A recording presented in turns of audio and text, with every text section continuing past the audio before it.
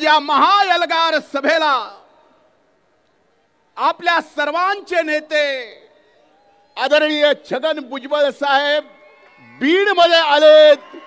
मी बीडचा या भूमीचा पुत्र या नात्यानं मी आपलं आणि व्यासपीठावर उपस्थित सर्वांचं मनापासून स्वागत करतो की या क्रांतिकारी जिल्ह्यातून न्यायी हक्कासाठी महायलगार आपण या ठिकाणाहून काढता। व्यासपीठावर उपस्थित विधिमंडळातील माझे सहकारी सन्माननीय गोपीचंदरावजी पडळकर, विधिमंडळातील माझे सहकारी मनोजजी कायंदे,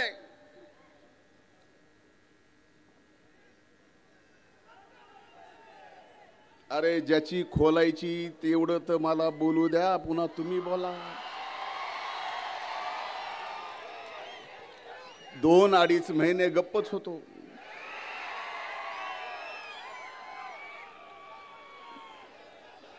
सन्माननीय हाके साहेब,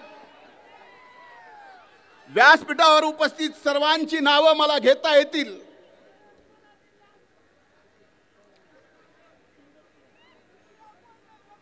त्या सर्व मान्यवर नेत्याची मनापासून माफी मागतो आणि या महायलगार सभेला आपण बीडला उपस्थित आहात। बीडचा पुत्र या नात्यानं मी आपल्या सर्वांचं मनापासून स्वागत करतो।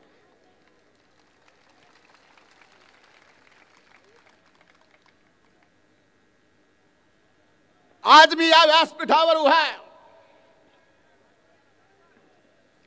आज या यलगार महासभेला संबोधित करतोय ते कुणाला विरोध करायचा आहे म्हणून नाही, कुठल्या समाजाचा विरोध करायचा आहे म्हणून नाही, कुठल्या समाजाचं न्यायी शब्द तुम्ही पण लक्षात ठेवा, न्यायी आरक्षणाच्या विरोधात नाही। आज मी इथं उभा आहे माझ्या ओबीसीच्या आरक्षणाच्या संरक्षणासाठी।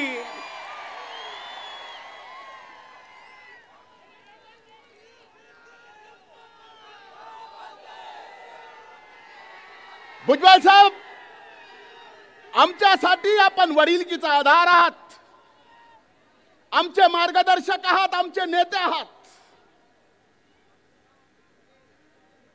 तुम्ही खंत व्यक्त केली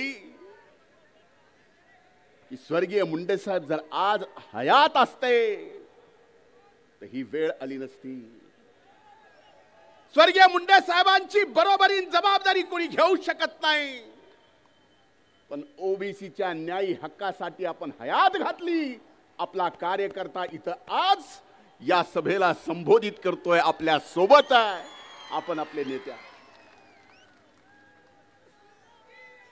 कधी कधी मला काही गोष्टीची कमाल वाटते।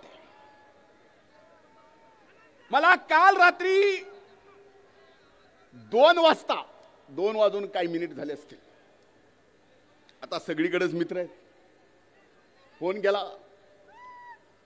म्हणले बीडला यलगार सभेला तुम्ही येणार आहात का, तुमचं कसं आहे? म्हणलं का विचारतोय? नाही म्हणले जरा सभेत आम्हाला काहीतरी। म्हणलं मी तर येणारच आहे। तुम्ही भुजबळ साहेब सुरुवातीला म्हणलात सुतळी बॉम्ब कुणी, पण हे स्वतःचा अनुभव माहिती तिथं बसलेले आहेत का नाही? आज मला या ठिकाणी एवढंच सांगायचं की ज्या छत्रपती शिवाजी महाराजांनी रयतेचं राज्य उभं करत असताना या 18 पगड जाती धर्माला सोबत घेऊन एक गावगाडा उभा केला। आजपर्यंत हा गावगाडा सर्व जाती धर्म 18 पगड जाती धर्मातले सगळे गावातले एकत्र गुणा गोविंदानी नांदत होते। बरोबर आहे का नाही? 2 वर्षापासून एका व्यक्तीनं एका प्रवृत्तीनं मी समाज म्हणत नाही, ओबीसी एससी एसटी आणि मराठा समाजामध्ये अंतर पडलं, ते अंतर कुठून पडलं? कुठून पडलं? आज माझा मराठा समाजाला सुद्धा नम्रपणे हात जोडून, माझ्या बंधू भगिनींना सुद्धा हात जोडून विनंती आहे, हे अंतर फक्त या दोन समाजात ओबीसी आणि मराठा समाजात अंतर विलीन पाडत नाही, तर तुमच्याशी सुद्धा दगा फटका करतोय. उदाहरणादिशी सांगतो, नाही तर त्यांनी तरी यावं 13 कोटी जनतेच्या समोर. हाके साहेब, आपण सुद्धा इकडे जाऊ की खरा फायदा मराठा समाजाचा या ओबीसीत येऊन नाही, तर खरा फायदा मराठा समाजाचा सुद्धा ईडब्ल्यूएस मध्ये जाऊन आहे, इकडे नाही. पुरावे. पण या ओबीसीत काय यायचंय? मुठभर धनदांडग्या लोकांना सरपंचापासून ते राज्याच्या नेतृत्वापर्यंत पोचायचं, म्हणून हे घुसायचं म्हणतायत. ही सगळ्या समाजाची भावना नाही, मराठा समाजाची सुद्धा. पण ह्यांना पेटवायचंय. बरं, पिटवून पिटवून म्हणतो तरी काय? ह्यांनी कुणी सोडलं नाही. अरे कधी कधी माणूस असण्याची, कधी कधी जिवंत असण्याची, आणि हे सगळं ऐकून कसं सहन करावं याची सुद्धा मनाला भीती वाटते. माननीय मुख्यमंत्र्याची आयमाय काढली. भुजबळ साहेबांचं माझं तर काहीच सोडलं नाही. हाके साहेब,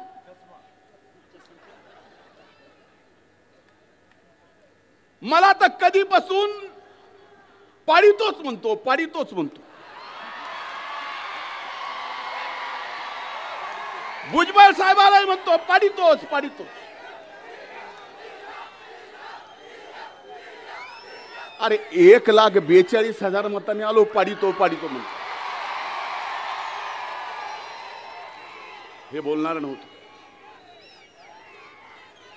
आज आपलं ओबीसीचं आरक्षण त्याच्या न्यायी हक्कासाठी, आणि आपलं ओबीसीचं आरक्षण कुणी हिसकावून घेऊ नये म्हणून न्यायी हक्कासाठी हा एल्गार मोर्चा. याच्यात आपलं आरक्षण तर आपल्याला हक्काचं कुणाला हिसकावू देऊ द्यायचंच नाही. आणि या महाराष्ट्रात पुन्हा छत्रपती शिवाजी महाराजाचा स्वराज्यात उभा केलेला गावगाडा सुद्धा आपल्याला व्यवस्थित चालवायचा आहे. ही सुद्धा जबाबदारी आपण सर्वांनी घेतली पाहिजे. माणसात माणूस ठेवला नाही हो. मायचान सांगतो, लोकसभेच्या अगोदर काही ग्रामपंचायतीच्या निवडणुका झाल्या. नीट ऐका, आपल्याच बीड जिल्ह्यातलं गाव आहे, गावाचं नाव घेत नाही. ग्रामपंचायतीच्या निवडणुका लागल्या. काही सख्खे दोन भाऊ, सख्खे दोन भाऊ ह्याने किती येडे केले होते माणसं बघा साहेब. सख्खे दोन भाऊ, दोघांनी पॅनल उभा केला एकमेकाच्या विरोधात. एका भावाचा पॅनल निवडून आला, दुसऱ्याचा पडला. सत्ता पक्षात असलेला पंचायत समितीचा काही निधी पंचायत समितीच्या सदस्याकडून त्यानं एका भावाने निवडून आलेल्या ग्रामपंचायतीच्या विकासासाठी नेला. आणि त्याचा सख्खा भाऊ म्हणतोय, तू त्याला कसं आणलंस? तू एका मायबापाचा आहेस का? इतका विष पेरावा, एवढा विष पेरलेला या छत्रपती शिवाजी महाराजांच्या महाराष्ट्राला, या पुरोगामी महाराष्ट्राला, या शाहू फुले आंबेडकरांच्या महाराष्ट्राला परवडणार आहे का? अरे आपलं आरक्षण हक्काचं कोण कसं नेतंय ते बघू.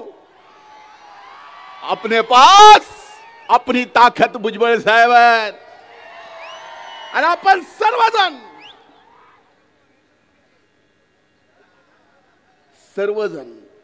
ताकदीनं,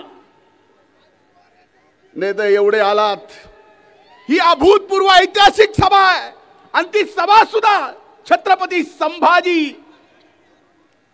क्रीडा संकुलामध्ये होत्या.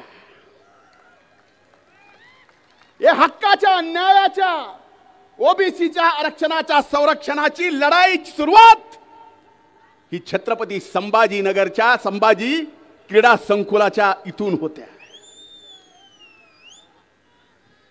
म्हणून मला आपल्याला काही गोष्टी या ठिकाणी स्पष्टपणे सांगायच्यात, माध्यमांना दाखवायच्यात.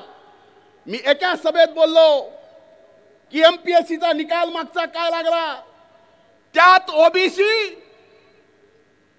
ची टक्केवर 480 ला कट ऑफ झाला आणि ईडब्ल्यूएस ला 455 ला कट ऑफ झाला. ज्यांनी कुणबी म्हणून प्रमाणपत्र अत्यात घेतलं, फॉर्म भरला, एमपीएससी मध्ये 480 मार्क पडले, पण नापास झाला. पण त्याच गड्यानं जर ईडब्ल्यूएसचं सर्टिफिकेट घेतलं असतं तर ईडब्ल्यूडीच्या मेरिट लिस्ट मध्ये पहिल्या 25 मध्ये लागला असता. पुराव्यानिशी सांगतो, पुराव्यानिशी. आणि ह्याचं खरं बरं एकदा तुम्ही असे माथे कुणाचे भडकू नका. या छत्रपती शिवाजी महाराजांच्या महाराष्ट्रात तुम्ही असे कुणाचे माथे भडकू नका. खरं काय, खोटं काय, कायदा काय सांगतो आणि मराठा समाजाच्या आमच्या गरीब बंधू भगिनींना खऱ्या अर्थानं फायदा कशाचा होतोय हेच आम्ही बोलतोय, हेच सर्वजण बोलतायत, पण ओबीसीत येऊन नाही. आता आम्ही काही बोललो किती बोलणारच, रोज सकाळी 9 वाजता. आता एक निकाल माझ्या हाती आलाय, भुजबळ सर, आणि हा सगळ्या देशाचा निकाल आहे. ओबीसी आणि ईडब्ल्यूएसचा, रेल्वे भरतीचा. या देशाच्या निकालात 1.5 मिनिट जास्त घेतो, फक्त वेळेपेक्षा जास्त. अजमेर मध्ये ओबीसी आणि ईडब्ल्यूएसचा 9 गुणाचा फरक आहे. अहमदाबाद मध्ये ईडब्ल्यूएस आणि ओबीसी मध्ये 6 गुणाचा फरक आहे. बिलासपूर मध्ये ओबीसी आणि ईडब्ल्यूएस मध्ये 2 गुणाचा फरक आहे. बिलासपूरच्या दुसऱ्या डिव्हिजन मध्ये 5 गुणाचा फरक आहे. चंदीगड मध्ये 7 गुणाचा फरक आहे. चेन्नई मध्ये 18 गुणाचा फरक आहे. गोरखपूर मध्ये 6 गुणाचा फरक आहे. जम्मू श्रीनगर मध्ये 16 गुणाचा फरक आहे. कलकत्त्यामध्ये 6 गुणाचा फरक आहे. पटण्यामध्ये 1% फरक आहे. रांचीमध्ये 12 गुणाचा फरक आहे आणि शिलिगुरीमध्ये 5 गुणाचा फरक आहे. हा ईडब्ल्यूएस मध्ये आणि ओबीसीतला फरक सांगतोय. मग मला सांगा, खरंच जर मराठा समाजातल्या गरीबातल्या गरीब शिक्षणासाठी आणि नोकरीसाठी फायदा करायचा असेल तर ईडब्ल्यूएस शिवाय दुसरा पर्याय नाही, हे समाजानं सुद्धा लक्षात घ्यावं. कशाला त्या बिनडोकाच्या काय काय कारण आहे का? भाई आमचं तर काय घरदार काढलं, आय माय बहीण काय ठेवलं नाही. इंग्रजापर्यंत माझा तर म्हणला, माझा डोळा काढला. माझा डोळा शाबूत आहे, पण ऑपरेशन झाल्यामुळे जास्त फडफडत आहे. हे आणखीन जास्त फडफडू नये बाबा, म्हणून चष्मा घातला. आता माझ्या चष्म्याची सुद्धा अडचण आहे. तो म्हणतो परळीचा चष्मेवाला, आवडलाय तर घेऊन जा.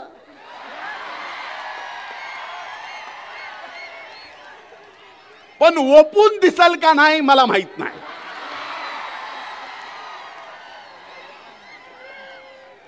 ओपून दिसायला पाहिजे ना.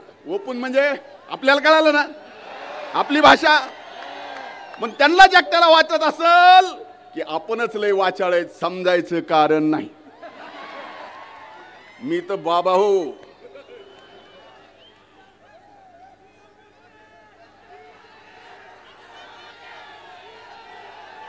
म्हणून आज ही एल्गार सभेची लढाई, ही लढाई कुणाला विरोध करायचा नाही, आजही मराठा समाजाने ईडब्ल्यूएसचं घ्यावं, 10% वेगळं आरक्षण जे त्यांना दिलं ते घ्यावं. आम्ही सोबत आहेत. आम्ही खांद्याला खांदा लावून लढा दिला. मी 25 वर्ष मराठा आरक्षणासाठी लढलोय, सर्व जातीच्या आरक्षणासाठी लढलोय आणि त्याचं रेकॉर्ड आहे. कारण ही शिकवण आहे. पण आमच्या ताटातलं कोण घेत असेल तर आम्ही सुद्धा नुसतं बघत बसणार नाही, हे आज निश्चित सांगतो. आणि कृपा करून मी जसं सांगितलं रात्री 2 वाजता फोन आला मला, तसं आपल्याला सुद्धा सांगतो, कुणाला घाबरायचं, कुणी अंगावर आलं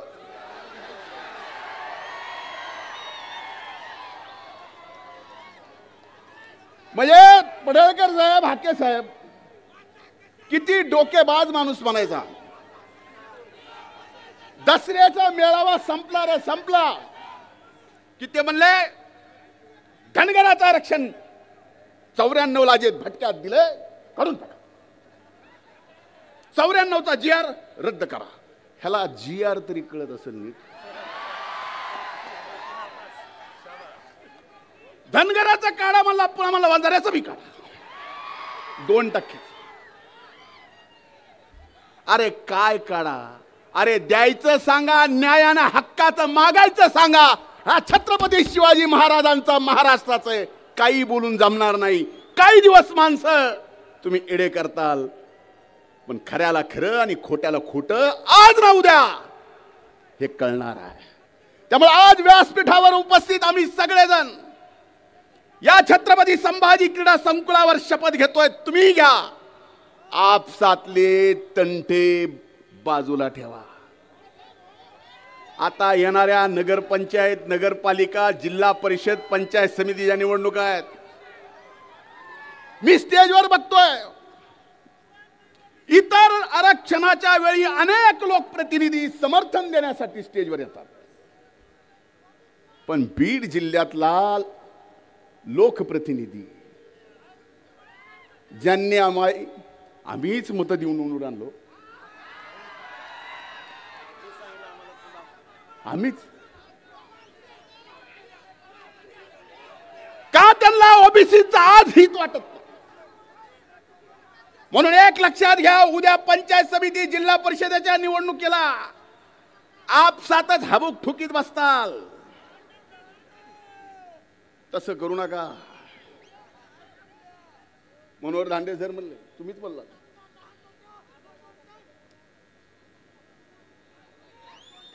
मीच आणला आणि कुणी आणला कुणाला सांगू.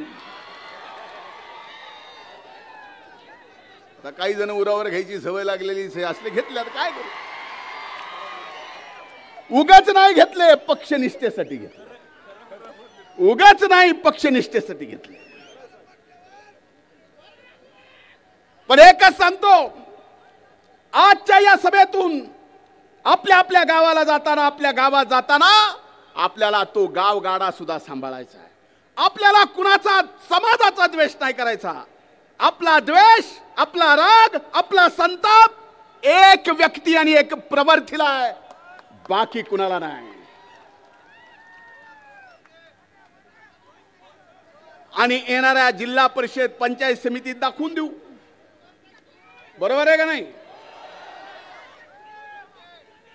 आणि माझी विनंती आहे साहेब, आपण मंत्रिमंडळात आहात. पडळकर साहेब, मी, पंकज भाऊ, मनोजित भैया, आम्ही विधिमंडळात आहोत. पण मंत्रिमंडळात एक गोष्ट निश्चित केली पाहिजे की आपण जी मागणी केली आहे, सुरुवात बीडहून झाली आहे, उभ्या महाराष्ट्रात.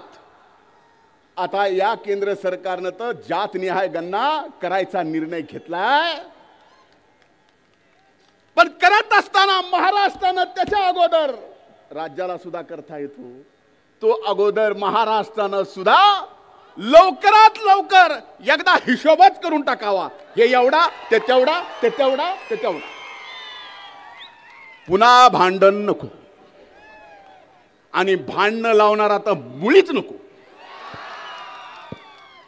म्हणून माझी आपल्याला हात जोडून कळकळीची विनंती आहे, अनेक जण मराठा आरक्षणाच्या साठी स्वतःच जीव दिला, त्याला शासनाने मदत केली, नोकरी दिली, या ओबीसीच्या आरक्षणाचं संरक्षण व्हावं म्हणून अनेक जणांनी या ठिकाणी स्वतःच्या जीवाचं बलिदान दिलं. त्या बलिदानाला मोल नाही.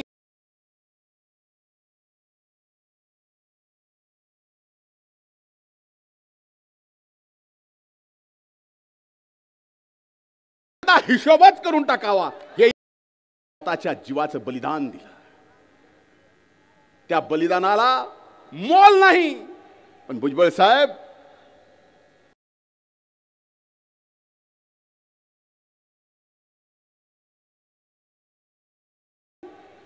साहेब, आपण आमचे नेते,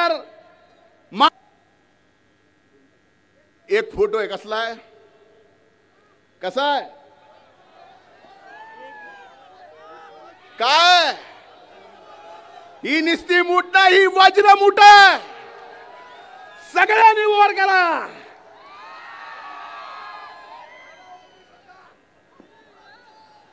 एकच पर्व, एकच पर्व. खूप खूप धन्यवाद. जय हिंद, जय महाराष्ट्र. धन्यवाद साहेब.